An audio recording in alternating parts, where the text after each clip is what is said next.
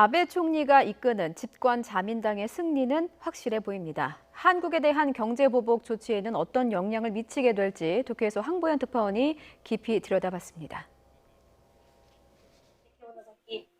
선거 전 자민당과 공명당 등 아베 내각을 지지하는 범여권 세력은 참의원 전체의 3분의 2를 넘었습니다.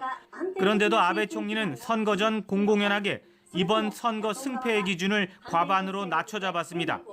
혹시 선거 전보다 의석이 줄어도 과반이면 승리라는 포석을 깔아둔 겁니다. 과반만 되면 승리라고 규정하고 이는 곧 아베 내각 정책을 국민이 높게 평가한 것으로 해석하겠다는 의도입니다.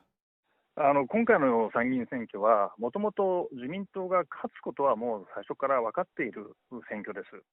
즉 선거운동 시작과 같은 날 단행된 한국에 대한 경제 보복 조치도 과반이면 국민이 지지한 것이라면서 그대로 밀고 나갈 가능성이 큽니다. 자민당과 손잡은 공명당 그리고 일부 야당 등 개헌 지지 세력까지 합쳐 3분의 2 이상을 획득하거나 조금 못 미치는 경우는 한국에 대한 현재의 강경 기조가 더 탄력을 받을 수 있습니다.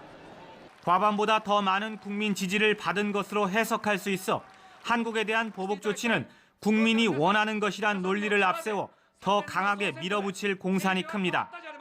자민당 등 여권이 과반에 못 미쳐 패하는 경우는 한국에 대한 경제 보복도 잘못된 정책이라는 국민 평가를 받은 셈인 만큼 수정이 불가피합니다. 하지만 이는 상당히 가능성이 낮아 적어도 이번 선거 결과 때문에 한국에 대한 보복 조치가 완화되거나 철회되기는 어려워 보입니다.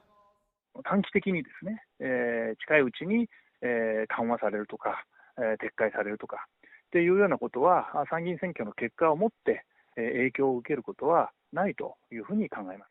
당장 오는 24일에는 전략물자 수출품에 대해 일본이 우대 조치를 해주는 화이트 국가에서 한국을 제외하는 일본 정부의 형식적인 절차가 마무리됩니다.